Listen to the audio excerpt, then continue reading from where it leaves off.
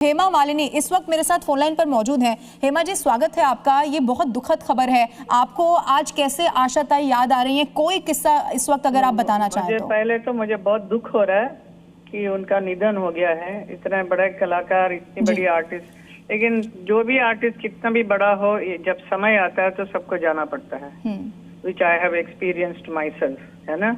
But इनका जाने के मेरा कनेक्शन इतना था उनके साथ कि मैं जितने फिल्मों में मैंने काम किया उसमें बहुत सारे ज्यादा से ज्यादा गाना आशा जी ने गाया है और लता जी ने गाया है। दोनों sisters and such beautiful singer.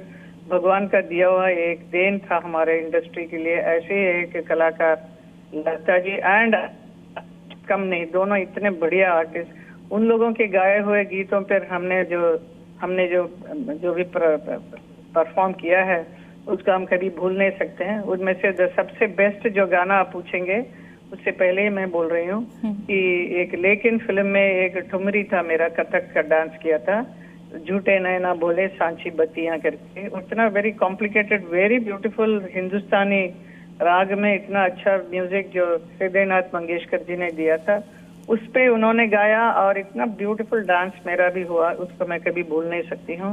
और इसके अलावा जो सत्ते पे सत्ता में झुका के स्वर को पूछो जो गाना, कितना वेरिएशन लाके उन्होंने गाया वो था। देन सीता गीता में वो साथी चल, वो गाना था ना, स्केटिंग वाला गाना। All these are all beautiful songs she has sung for me. Apart from that, many other songs which I am not remembering right now. But she was a great singer. Whether it is a classical singing or what, she was the best.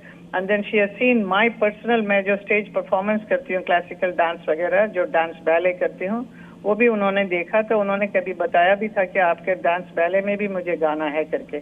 तो वो हुआ नहीं मेरा, that is एक अधूरा एक सपना रह गया। But she was a lovely artist, beautiful।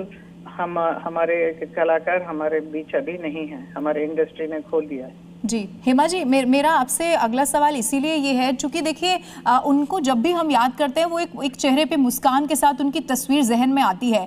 जो लोग उनसे जुड़े रहे, चूंकि आपने भी बताया कि कई सारे ऐसे गाने उन्होंने गाए जिन पे आपने बहुत बेहतरीन परफॉर्म किया, आप उनकी शख्सियत को कैसे याद करती हैं? क्योंकि ऐसा बताया जाता है कि वो अपने निजी जीवन में भी उतनी ही जमीन से जुड़ी रही, जबकि इतने सफलता के शीर्ष पर वो पहुंची।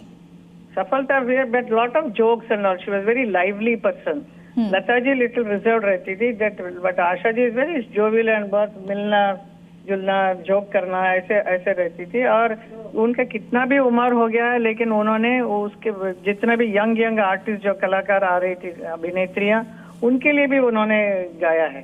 तो वो उतने ही आवाज में बदलाव लाके ऐसे एक आर्टिस्ट है।